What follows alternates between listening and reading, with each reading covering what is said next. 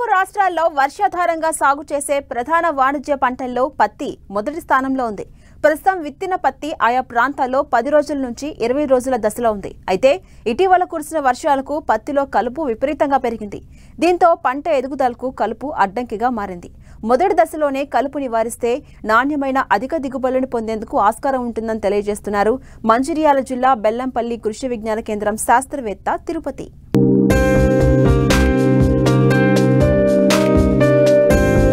వర్షాధారంగా పండే పంటల్లో అన్నింటికంటే పత్తి సాగు ఆర్థికంగా మంచి ఫలితాలను అందిస్తుండటంతో రైతులు ఈ పంట సాగుకు మక్కువ చూపుతున్నారు. తెలంగాణలోని మొత్తం సాగు విస్తీర్ణంలో 40% విస్తీర్ణాన్ని పత్తి పంట ఆక్రమించింది. గత 3 సంవత్సరాలుగా ఈ పంట విస్తీర్ణం సాధారణ సాగు విస్తీర్ణాన్ని మించిపోతోంది. ప్రకృతి అనుకూలిస్తే రైతు ఎకరాకు 10 నుంచి 15 క్వింటాళ్ల దిగుబడిని నమోదు చేస్తుండటం, మద్దతు ధర ఆశాజనకంగా ఉండటం, రైతులకు అన్ని విధాలుగా పత్తి సాగు అనుకూలంగా ఉండటంతో ఈ ఏడాది అధికంగా పత్తి సాగుతోంది. అయితే ప్రస్తుతం వివిధ ప్రాంతాల్లో 10 నుండి 30 రోజుల దశలో పత్తి పంట ఉంది. ఇటీవల కురిసిన వర్షాలకు కలుపు అధికంగా పెరిగి ప్రధాన పంట ఎదుగుదలకు అవరోధంగా మారుతోంది. అయితే మార్కెట్లో అనేక రకాల కలుపు మందులు లభిస్తున్నాయి. ఏ పైరుకు ఏ మందును ఎంత మోతాదులో ఏ సమయంలో ఎలా వాడాలో అన్ని వివరాలు పూర్తిగా తెలుసుకున్న తరువాత మాత్రమే వాడాలి. సిఫారసు చెయ్యని, పూర్తి వివరాలు తెలియని కలుపు మందులు ఎట్టి పరిస్థితుల్లో వాడకూడదు. అలా వాడితే కలుపు నిర్మూలన సరిగ్గా జరక్కపోగా కొన్ని సందర్భాల్లో పంటలకు కూడా నష్టం వాటిల్లే ప్రమాదముంది. తొలి దశలో పత్తిలో ఆశించే కలుపు నివారణ చర్యల గురించి రైతులకు తెలియజేస్తున్నారు మంచిర్యాల జిల్లా బెల్లంపల్లి కృషి విజ్ఞాన కేంద్రం శాస్త్రవేత్త తిరుపతి. ముఖ్యంగా మనం ప్రస్తుతం చూసుకున్నట్లయితే మన తెలంగాణ రాష్ట్రంలో దాదాపు గత సంవత్సరంతో పోలిస్తే ఎక్కువగా విస్తీర్ణంలో మనకి పత్తి సాగు అనేది జరిగింది. ఈ పత్తి సాగు పద్ధతిలో ముఖ్యంగా మనం చూసుకున్నట్లయితే యాజమాన్య పద్ధతులను కనుక చూసుకున్నట్లయితే కలుపు యాజమాన్యం అనేది చాలా ప్రధానమైనది. పంట యొక్క పెరుగుదల మరి దిగుబడిపై చాలా ప్రభావం చూస్తుంది. ముఖ్యంగా పత్తిలో కనుక చూసినట్లయితే దాదాపు 30 నుంచి 50% యొక్క పత్తి దిగుబడిపై ప్రత్యక్షంగా ఈ కలుపు అనేది మనకు ప్రభావాన్ని చూపే అవకాశం ఉంది. కనుక రైతు సోదరులు ముందస్తు నుంచి కలుపు నివారణ జాగ్రత్తలు తీసుకున్నట్లయితే మనము మంచిగా పత్తి పంటను పండించుకొని మంచి దిగుబడులను సాధించుకోవచ్చును. ముఖ్యంగా మనము ఈ కలుపు గురించి చూసినట్లయితే మనకు పత్తి విత్తనాలు వేసిన వెంటనే అంటే 48 గంటల లోపు మనకు ముందస్తు పత్తి నివారణ అంటే ముందస్తు కలుపును నివారించుకోవడానికి మనకు పెండిమిథాలిన్ 36% ఈసీ ద్రావణము మనకు 1.2 ml స్టాంప్ అనే పేరుతోటి మనకు మార్కెట్లో దొరుకుతుంది. దానిని 1.2 లీటర్ల నీటిని ఒక ఎకరానికి కనుక పిచికారీ చేసుకున్నట్లయితే మనకు ముందస్తుగా తొలి దశలో వచ్చే కలుపును మనము సమర్థవంతంగా నివారించుకోవచ్చు. లేదా అది కాకుండా మనకు పెండిమిథాలిన్ 38.7% ఈసీ అంటే మనకి ఏంటంటే ఈ స్టాంప్ ఎక్స్ట్రా అనే కలుపు మందు దొరుకుతుంది. దాన్నైనా మనము 700 ml ఒక ఎకరానికి కనుక పిచికారీ చేసినట్లయితే మనకు ఈ ముందస్తుగా వచ్చే తొలి దశలో వచ్చే ప్రీ ఎమర్జెన్సీ హెర్బిసైడ్స్ అంటాం వీటిని మనం, అంటే తొలి దశలో వచ్చే కలుపును అనేది సమర్థవంతంగా నివారిస్తుంది. అదేవిధంగా తదుపరి దశలో అంటే మనకు తర్వాత నెల రోజుల్లోపు కలుపు నివారణ అనేది చాలా ముఖ్యమైనది. పంట పెరుగుదల మరియు దిగుబడిలో మార్కెట్లో మనకు పత్తి పోస్ట్ ఎమర్జెన్సీ హెర్బిసైడ్స్ కూడా మంచి కలుపు మందులు అవైలబుల్లో ఉన్నాయి. అవి కనుక చూసుకున్నట్లయితే మనకు వెడల్పాకు గడ్డిని వెడల్పాకు కలుపు మొక్కలను మనము నివారించుకోవడానికి మనకు పైరిథయాబాక్ సోడియం అనే కలుపు మందులు మనము 250 ml లీటర్ అంటే ఒక ఎకరానికి కనుక పిచికారీ చేసుకున్నట్లయితే 200 లీటర్ల నీటిలో కలుపుకొని మనకి వెడల్పాకి గడ్డలు కూడా నివారించబడింది. వెడల్పాకు మొక్కల కలుపును కూడా నివారించగలుగుతాం. అదేవిధంగా క్విజాల్పాప్ ఇథైల్ అంటే ఏకవార్షిక గడ్డి మొక్కలను కనుక ఉన్నట్లయితే ఈ క్విజాల్పాప్ ఇథైల్ అనే కలుపు మందును మనము 450 ml 200 లీటర్ల నీటిలో కలుపుకొని ఎకరానికి కనుక పిచికారీ చేసినట్లయితే మనం ఈ గడ్డి జాతి నివారించవచ్చు. ముఖ్యంగా ఈ కలుపు మందులు పిచికారీ చేసుకున్నప్పుడు మనం తీసుకోవాల్సిన జాగ్రత్తలు ఏంటంటే కలుపు మొక్క 2 నుంచి 4 ఆకుల దశలో ఉన్నప్పుడు కనుక మనం పిచికారీ చేసుకున్నట్లయితే ఈ కలుపు మందులను ఆ కలుపు మందు యొక్క ప్రభావం అనేది సమర్థవంతంగా పనిచేసి మొక్క పెరుగుదల అనేది బాగా ఉంటుంది. ఒకవేళ మనము ఈ కలుపు మొక్కలు బాగా పెరిగిన తర్వాత ఆకుల దశలు బాగా పెరిగిన తర్వాత కనుక మనం కలుపు మొదలు పిచికారీ చేసినట్లయితే ఈ మందుల యొక్క ప్రభావం అనేది సమర్థవంతంగా అనేది తగ్గిపోయి నివారణ అనేది కూడా పూర్తి స్థాయిలో ఉండకపోవచ్చు. ఒకవేళ రైతు సోదరులు తదుపరి దశలో వచ్చే కలుపును అనేది అంటే మామూలుగా అంతర కృషి గొర్రుతో కానీ గుంటకతో కానీ ప్రతి వారము లేదంటే 10 రోజులకు ఒకసారి మనము చేసుకొని అంటే దాదాపు పత్తి మొక్క శాఖీయ దశ నుంచి పూత దశ వచ్చే వరకు కూడా అంటే దాదాపు 45 నుంచి 50 రోజుల మధ్యలో సమయం వరకు కూడా మనము ఈ ప్రతి సమయం దొరికినప్పుడు వాతావరణాన్ని అనుసరించుకొని మనము 45 నుంచి 50 రోజుల వరకు కూడా మనం ఈ గొర్రెలతో కానీ గుంటకతో కానీ అంతర కృషి చేసుకున్నట్లయితే మొక్కల పెరుగుదల బాగా ఉండి మనకు కలుపు అనేది కూడా సమర్థవంతంగా నివారించబడుతుంది. ఖరీఫ్ పత్తిలో కలుపు అధికంగా ఇబ్బంది పెడుతుంది. అయితే శాస్త్రవేత్తల సూచనల ప్రకారం సకాలంలో కలుపు యాజమాన్యం చేపడితే నాణ్యమైన అధిక దిగుబడిని సాధించేందుకు వీలుంటుంది.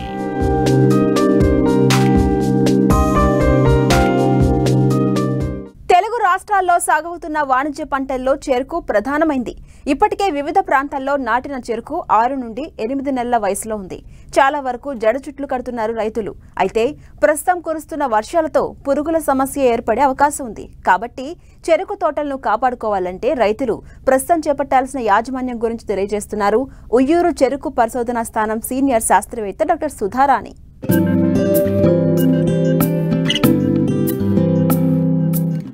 తెలుగు రాష్ట్రాల్లో సాగుతున్న చెరకు పంట జడచుట్ల దశలో ఉంది. అయితే రైతులు జడచుట్ల తర్వాత కూడా ఎరువులు వేయడం జరుగుతోంది.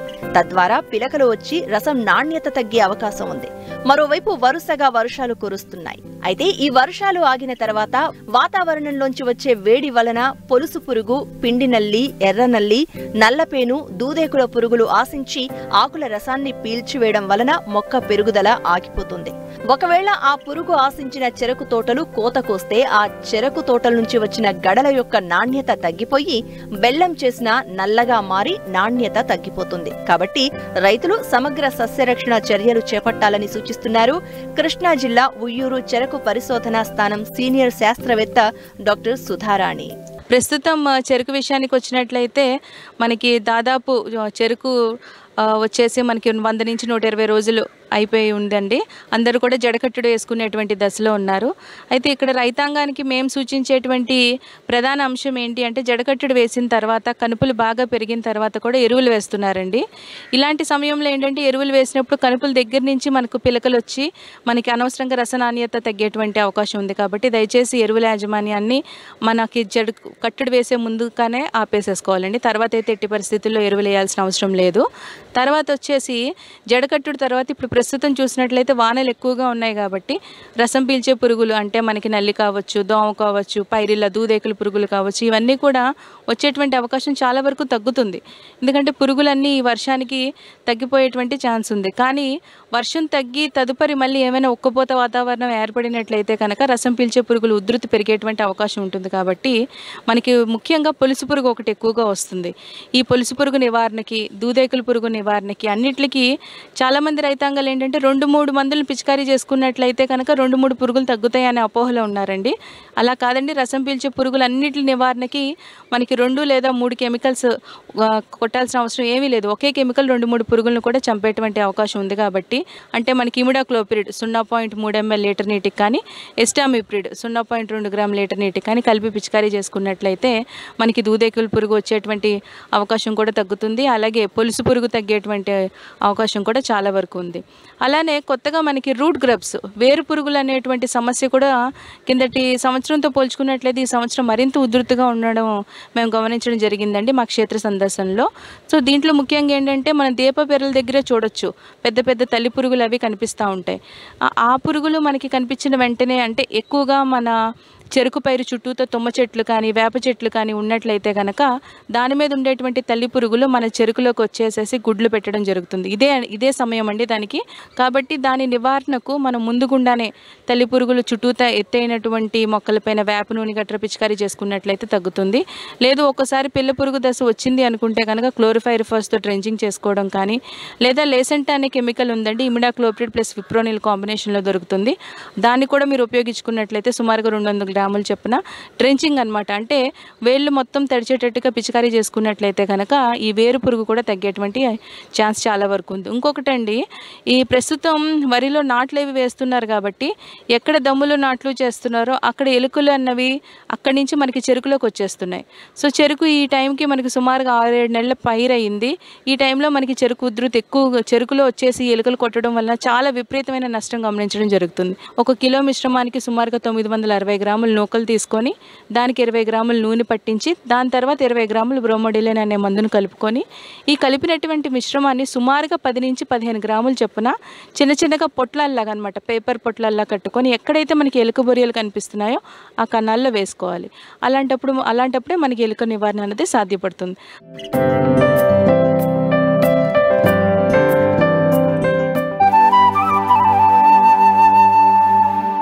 కాలానుగుణంగా సంవత్సరం పొడవునా కూరగాయలు పండించే రైతులు మంచి ఆర్థిక ఫలితాలు సాధిస్తున్నారు.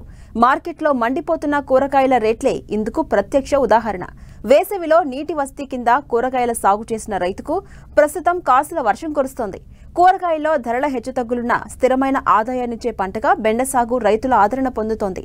ప్రస్తుతం వర్షాలు ఆశాజనకంగా ఉండటంతో రైతులు బెండ సాగుకు సన్నద్ధమవుతున్నారు. దీని సాగు వివరాలను ఇప్పుడు తెలుసుకుందాం.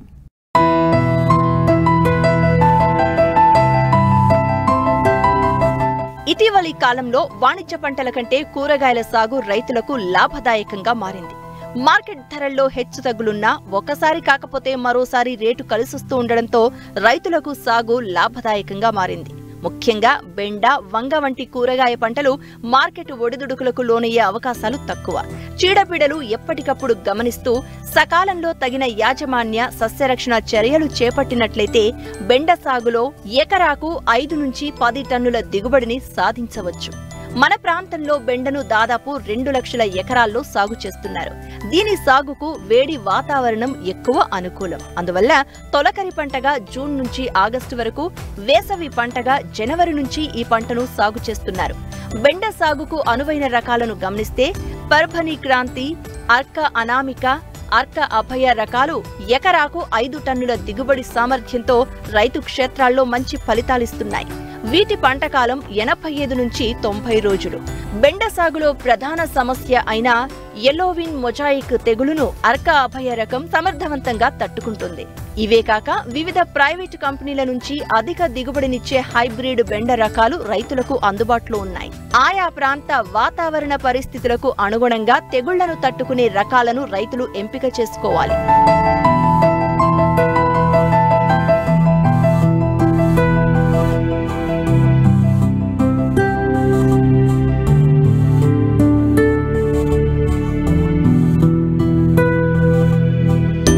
సారవంతమైన నీరు ఇంకే తేలిక నేలలు, మురుగునీరు పోయే సౌకర్యం గల తేలికపాటి నల్ల నేలలు బెండ సాగుకు అనుకూలం. ఎకరాకు 4 నుంచి 6 కిలోల విత్తనం అవసరమవుతుంది. హైబ్రిడ్లైతే 2 నుంచి 2.5 కిలోల విత్తనం సరిపోతుంది. విత్తే ముందు కిలో విత్తనానికి 5 గ్రాముల ఇమిడాక్లోప్రిడ్ కలిపి తర్వాత 4 గ్రాముల ట్రైకోడెర్మా విరిడి పట్టించి విత్తన శుద్ధి చెయ్యాలి. భూమిని మెత్తగా దున్ని ఆఖరి దుక్కిలో ఎకరానికి 6 టన్నుల పశువుల ఎరువు వేసి కలియదున్నాలి. వర్షాకాలపు పంట కనుక 60 సెంటీమీటర్ల ఎడంతో బోదెలు తయారు చేసుకోవాలి.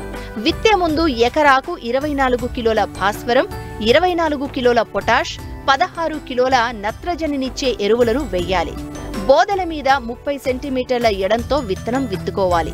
విత్తిన వెంటనే నీరు పెట్టి మరలా 5 రోజులకు 2వ తడి ఇవ్వాలి. కలుపు నివారణకు విత్తిన వెంటనే ఎకరాకు 1.2 లీటర్ల పెండి మిథాలిన్ మందును 200 లీటర్ల నీటిలో కలిపి పిచికారీ చెయ్యాలి. ప్రతి వారం 10 రోజుల వ్యవధితో నీటి తడులు అందిస్తే 30 రోజుల నుంచి పూత ప్రారంభమవుతుంది. ఈ సమయంలో మరో 16 కిలోల నత్రజనిని యూరియా రూపంలో అందిస్తే కాపు బాగుంటుంది. ఇదే మోతాదులో నత్రజనిని 45 రోజులకు మరోసారి అందించాలి.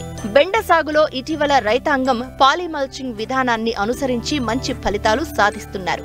3 అడుగుల వెడల్పుతో బెడ్లను పశువుల ఎరువు, ఇతర రసాయన ఎరువులను కలిపి తయారు చేసుకుని దీనిపై 4 అడుగుల వెడల్పున్న మల్చ్ షీటును కప్పి విత్తనం నాటుతారు.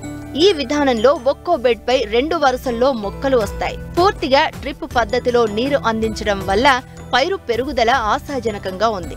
ఎరువులను కూడా డ్రిప్ ద్వారా ఫెర్టిగేషన్ పద్ధతిలో అందించే వీలుంది. ఈ పాలిమల్చింగ్ విధానంలో ఎకరాకు 15,000 ఖర్చవుతున్నా ఆ తరువాత కలుపు సమస్య లేకపోవడం, ఎరువులు సమర్థ వినియోగంతో ఖర్చు కలిసొస్తోంది. రెండో పంటకు కూడా ఈ మల్చ్ షీటును వాడుకునే అవకాశం ఉంది. బెండ పంటకాలం కూడా 30 నుంచి 45 రోజులు పెరుగుతుంది. సాధారణ పద్ధతితో పోలిస్తే దిగుబడి 50 నుంచి 60% పెరుగుతున్నట్లు రైతుల అనుభవాలు నిరూపిస్తున్నాయి.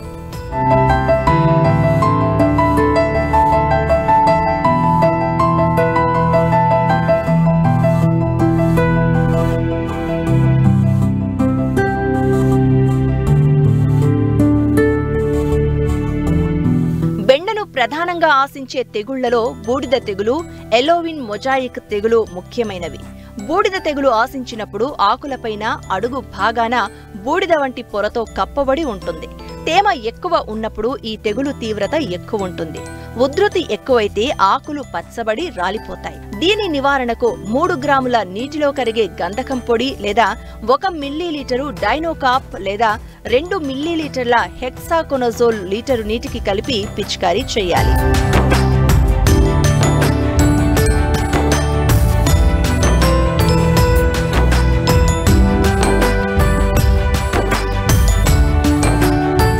బెండను ఆశించే ఎలోవిన్ మొజాయిక్ వైరస్ తెగులును శంకు తెగులు అంటారు. తెల్లదోమ ద్వారా ఇది వ్యాప్తి చెందుతుంది. వైరస్ తెగులు అవటం వల్ల దీనికి నివారణ లేదు. తెగులును వ్యాప్తి చేసే తెల్లదోమ నివారణకు డైమిథోయేట్ 2 మిల్లీలీటర్లు లేదా ఎసిఫేట్ 1.5 గ్రాములు లీటరు నీటికి కలిపి పిచికారీ చేయాలి.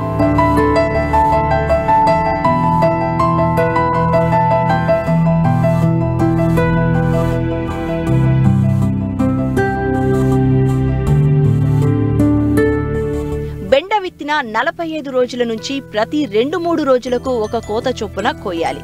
ఈ సమయంలో కూలీల కొరత రాకుండా జాగ్రత్త వహించాలి. కోతలు ఏమాత్రం ఆలస్యమైనా కాయ ముదిరిపోయి మార్కెట్ విలువ తగ్గిపోతుంది. ప్రతి కోతలోనూ ఎకరాకు 4 నుంచి 5 క్వింటాళ్ల దిగుబడి సాధించవచ్చు. కోసే కొద్దీ పూత వచ్చి మరలా కాయ దిగుబడి వస్తుంది. పంటకాలం 3 నెలలే అయినా మంచి యాజమాన్య పద్ధతులు పాటిస్తే 4-5 నెలల వరకు పంటకాలం పొడిగించి అధిక దిగుబడి పొందవచ్చు. బెండ ధరల్లో మార్కెట్ ఒడిదొడుకులు ఉన్న సరాసరిన కిలోకు 10 నుంచి 15 రూపాయల ధర రైతు పొందగలుగుతున్నాడు. దీనివల్ల సాగు ఖర్చులు పోను ఎకరాకు 30 నుంచి 50 వేల నికర లాభం ఆర్జించే అవకాశం ఉంది.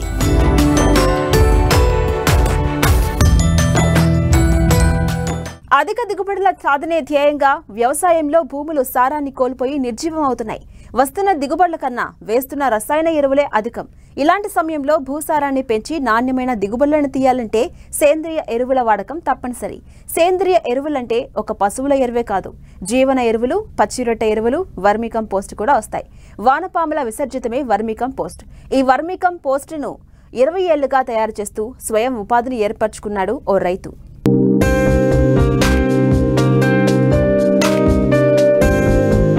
రసాయన ఎరువులు, పురుగు మందుల్ని విచక్షణారహితంగా వినియోగించడం వల్ల పర్యావరణానికి హాని కలుగుతున్న విషయం తెలిసిందే. అంతేకాదు భూమిలో ఉత్పాదక శక్తి కూడా తగ్గిపోతోంది.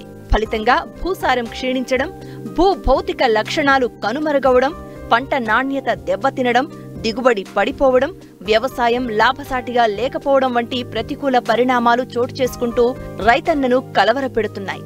ఈ పరిస్థితుల్లో సేంద్రియ ఎరువుల వాడకానికి ప్రాధాన్యత పెరిగింది. దీనిని ముందుగానే పసిగట్టిన రంగారెడ్డి జిల్లా హయత్నగర్ మండలం హయత్నగర్ గ్రామానికి చెందిన రైతు శేషగిరి 20 ఏళ్లుగా వర్మీ కంపోస్ట్ తయారు చేసి అమ్ముకుంటూ మంచి ఆదాయాన్ని పొందుతున్నారు.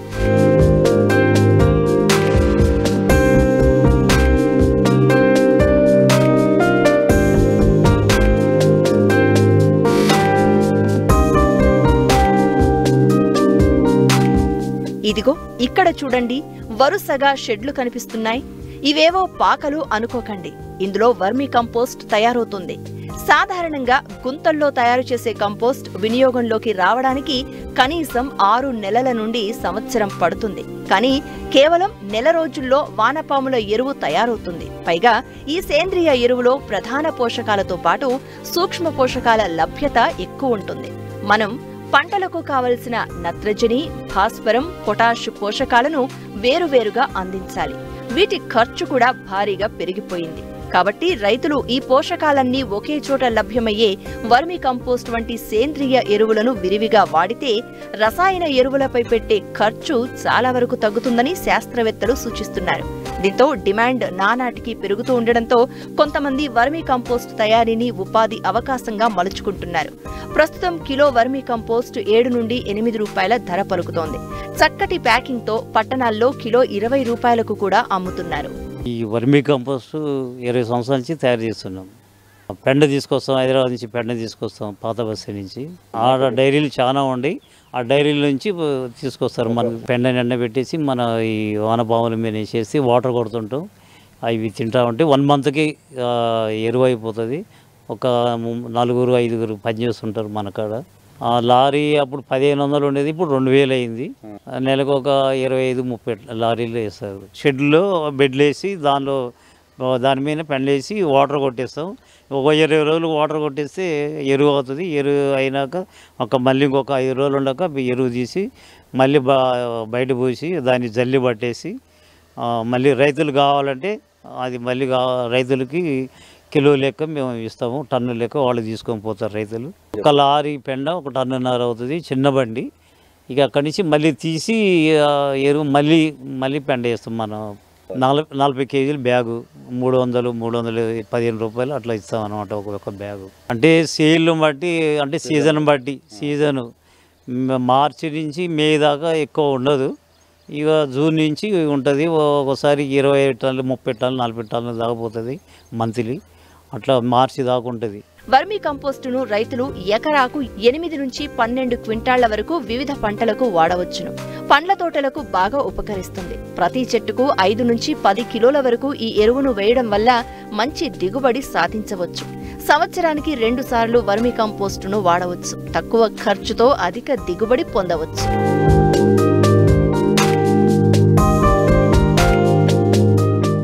మరిన్ని ఆసక్తికరమైన విశేషాలతో ప్రతిభా బయోటెక్ కోకోలి సమర్పించు మట్టి మనిషి కార్యక్రమంలో మళ్ళీ కలుసుకుందాం. అంతవరకు సెలవు. నమస్కారం.